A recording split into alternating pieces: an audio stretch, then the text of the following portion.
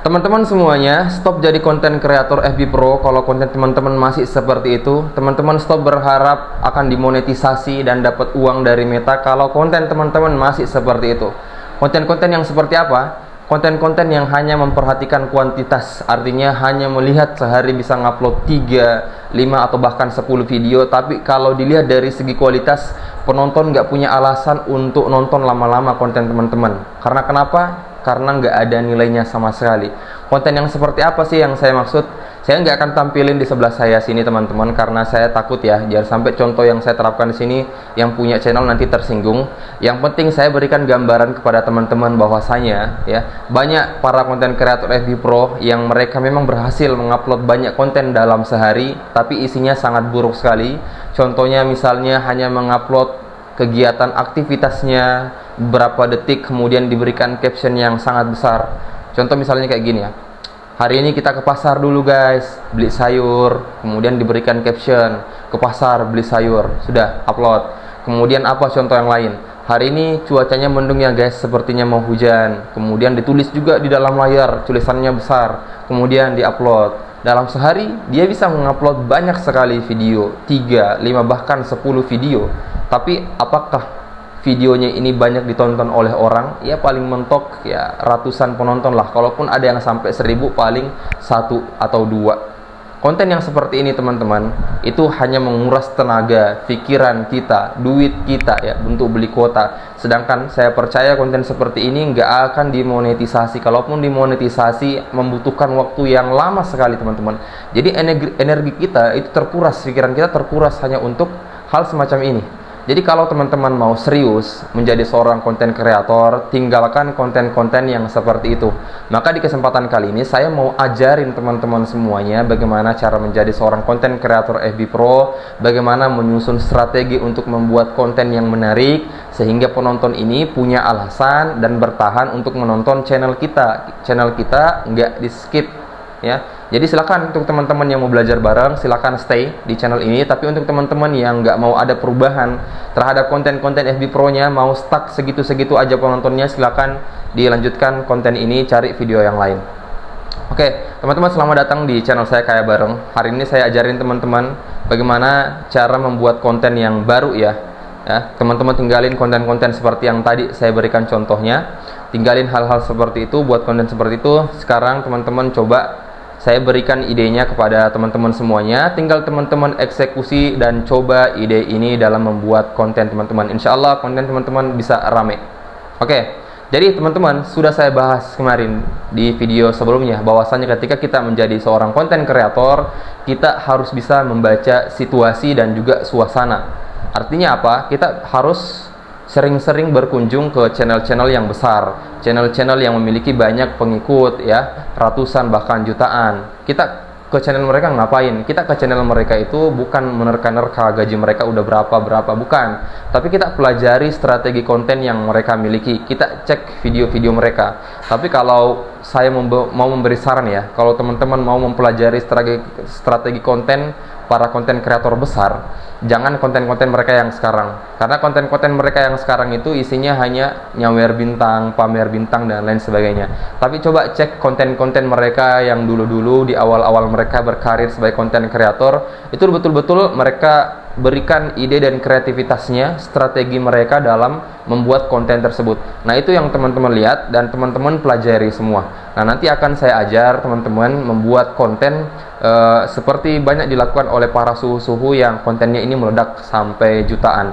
Bahkan ya kemarin saya sudah ajar ya buat konten bagaimana memberikan hook di awal konten kita agar menarik. Nah, itu nanti juga akan saya ajar di video ini, dan saya ajar buat konten narasi ya, sehingga teman-teman ada perubahan dalam konten teman-teman semua. Oke, baik teman-teman, kalau perlu teman-teman catat biar teman-teman semua nggak lupa. Jadi kalau teman-teman lihat mereka para suhu yang pengikutnya sudah banyak, konten mereka itu kebanyakan tentang daily atau tentang aktivitas keseharian mereka, yang mana mereka isi dengan sebuah narasi, dan narasinya ini teman-teman semua itu menarik ya.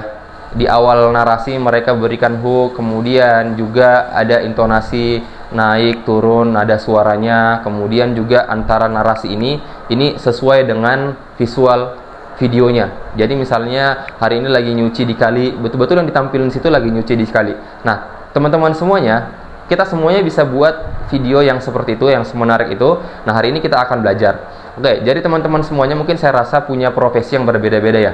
Untuk ibu-ibu kebanyakan mungkin di dapur atau di rumah membersihkan, nyuci piring, memasak dan lain sebagainya. Yang bapak-bapak mungkin kebanyakan bertani di ladang dan lain sebagainya. Yang anak muda juga punya aktivitas lainnya. Semuanya bisa kita buatkan sebagai konten aktivitas dengan bahasa yang menarik. Itu tergantung dari kita lagi ya, mau atau tidak berpikir kreatif atau tidak. Oke, yang pertama, tips yang pertama ketika ibu-ibu semua atau teman-teman semuanya mau membuat konten tersebut, silahkan ngetek video aktivitas kita sebanyak-banyaknya. Tapi sebelum itu, kita cari gambaran kira-kira nanti video ini kita mau jelasinnya seperti apa, ya, aktivitas-aktivitas apa yang mau kita kerjakan di dalamnya, yang kita mau beritahu orang-orang, ya. Kemudian kalau sudah ada gambaran, maka silahkan di-tag video sebanyak-banyaknya. Misalnya yang ibu-ibu lagi nyapu, di tag pada saat ambil sapu, ya kan, di tag lagi pada saat tag ini maksudnya ambil video ya. Misalnya pada saat ambil sapu sekitar 3-5 detik, kemudian pas nyapu sekitar 5 detik, kemudian pas pungut sampah sekitar 5 detik, ya. Itu video-video ibu ambil ya, tag sekitar 5 detik, kemudian kumpulin sekitar 10-20 video potongan. Kemudian nanti silakan ibu-ibu semua buatkan narasi, atau teman-teman semua buatkan narasi yang menarik. Bisa teman-teman catat di buku atau misalnya catat di handphone, ya. Setelah narasinya sudah jadi, tinggal direkam, ya. Tinggal direkam. Tapi usahakan narasi yang kita buat ini ada videonya yang kita tag, ya. Kemudian direkam, kemudian kita masuk ke aplikasi editing, kemudian kita mencocokkan. Ya, tapi ingat ya, pada saat kita membuat narasi, ingat hooknya atau 3 detik pertama yang menarik ini harus kita simpan di awal. Ya, kalau ada teman-teman yang belum tahu hook itu apa, 3 detik pertama yang menarik itu apa, ini saya kasih contoh. Nih. Disangka lagi buang sampah, ternyata lagi buangin ini. Ya ampun ayah. Nah, ini salah satu konten kreator FB Pro yang gajinya itu sudah belasan juta, yang mana video-videonya ini selalu di awal video ada hook seperti yang tadi ya, saya berikan contoh, dikira lagi buangin apa, ternyata dikira lagi buangin sampah, yang kayak gitu ya. Orang-orang kan ngelihat, loh kok ada orang mau buang sampah di sungai, ini kan hal yang tidak wajar, sehingga kita penasaran, akhirnya kita tonton, ternyata pakaian itu ternyata dicuci sama istrinya. Nah, ini merupakan sebuah hook yang membuat orang penasaran, dan ini disimpan di 3 detik pertama. Jadi teman-teman yang buat narasi 3 detik pertama, silakan simpan hooknya. Misalnya yang berkebun ya, aktivitas kebun, misalnya cari kira-kira hook apa yang membuat orang penasaran. Misalnya ke kebun sendirian hujan-hujan, nah itu kan menarik ya, hujan-hujan kemudian sendirian ke kebun, itu kan sebenarnya ngeri ya, ngeri-ngeri horor-horor ya. Biasanya ini akan mengundang penasaran orang, kemudian dia akan nonton channel kita ya. Itu yang teman-teman harus perhatikan ketika membuat konten yang seperti ini. Kemudian sesuaikan antara isi video dan juga narasi. Kalau misalnya teman-teman bilang hari ini saya menyapu, maka pada saat itu ditampilkan video tentang menyapu. Jadi usahakan selaras antara isi video dan juga narasi.